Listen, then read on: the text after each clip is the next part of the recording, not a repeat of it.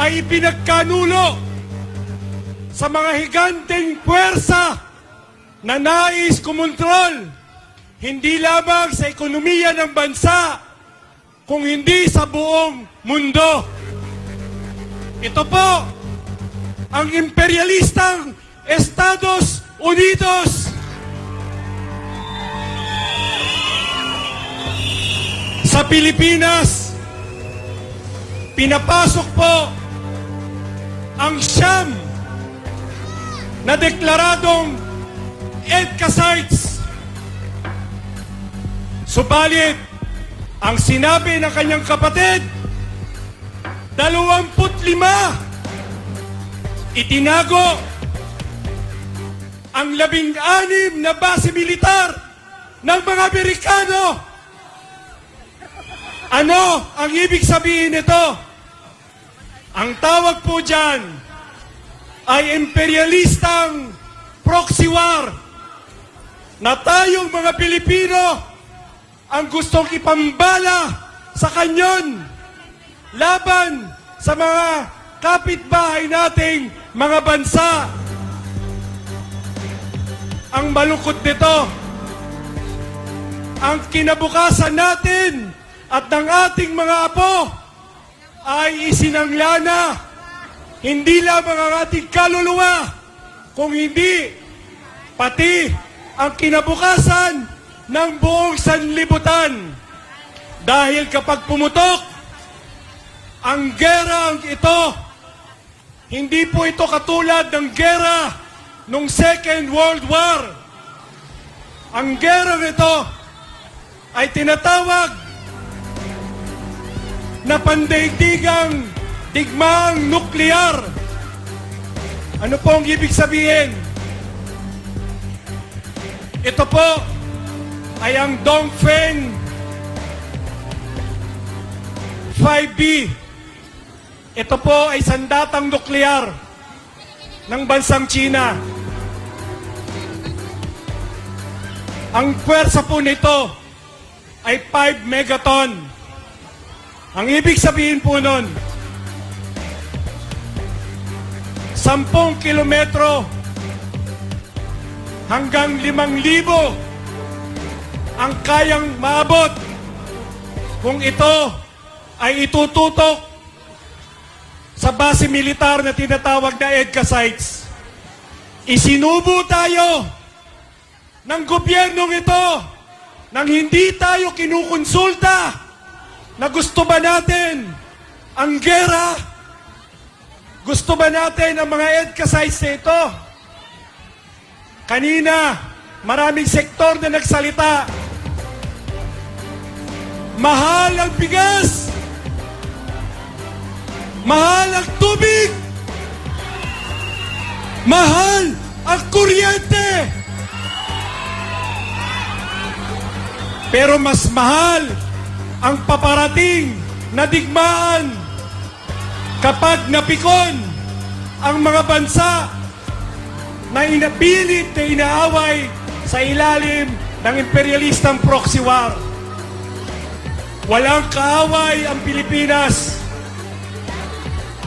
Kaya dapat ipatupad ang tinatawag na neutralidad at huwag magpagamit ang ating gobyerno sa mga imperialista sa pangunguna ng Estados Unidos.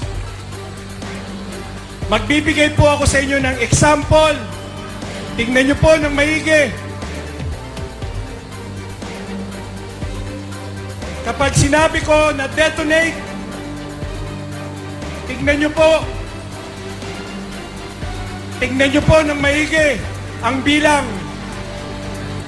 Mag-sample po tayo ng gera na sinasabi nila. Kapag nagpaputok ang mga kalaban ng Estados Unidos na ayaw naman natin, detonate!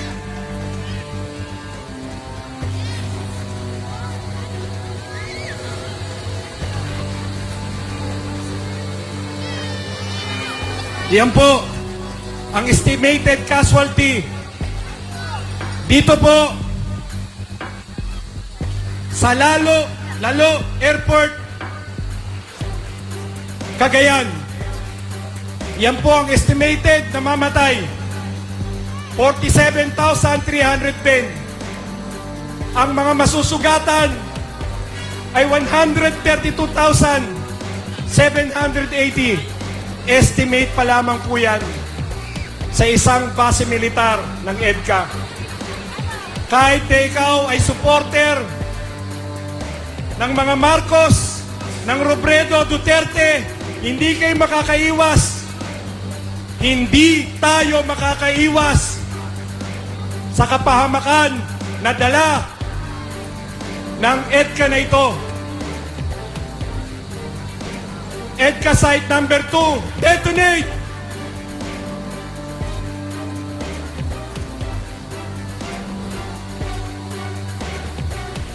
Ayan po. Camilo Osias Naval Base. 12,830 na patay. Estimated na patay. At ang casualty po, 17,640. Maaring mas mataas pa po yan. Kaya, kung meron tayong mga kamag-anak, kung doon kayo pinanganak, ang ating presidente, inilagay tayo sa ora peligro. Papayag ba tayo?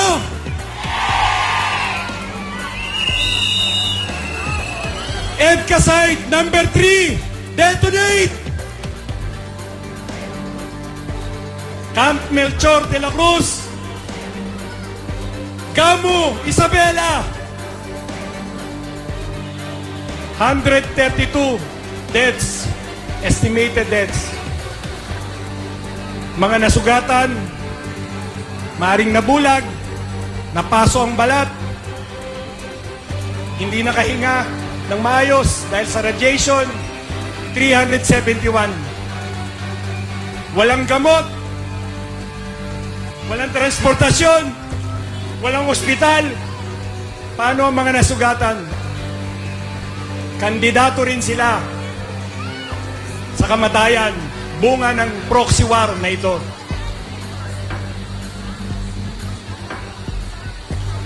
EDCA site number 4, detonate! Ayan po.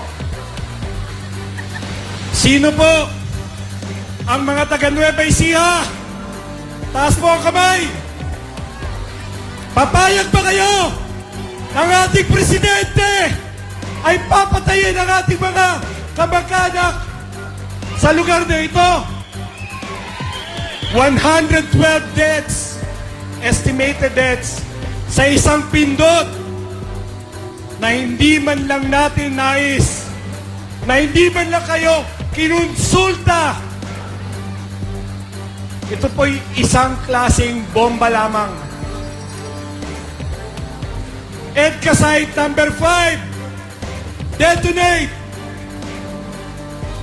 Basa Air Base, Pampanga, 266 plus deaths. Ang casualty, halos 1,000,000.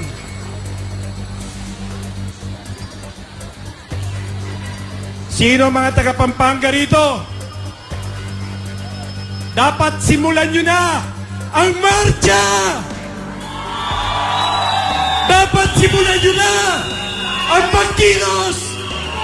Huwag nyo nang hintayin na dumating ang mga bomba nuklear na ito na sisira sa ating lugar. EDCA site number 6, detonate! Mactan, Benito, Ebuen Air Base, Lapu-Lapu, Cebu, 1,301,000 deaths. Casualty, 1,172,000. Sa lahat ng mga Cebuano, ewan ko na lang kung hindi pa kayo magising. Pero pag sumabog ito, wala na ho talagang magigising. Huwag na po nating hintayin. Nakakatakot po ang sitwasyon na yan. At yan po ay totoo. EDCA site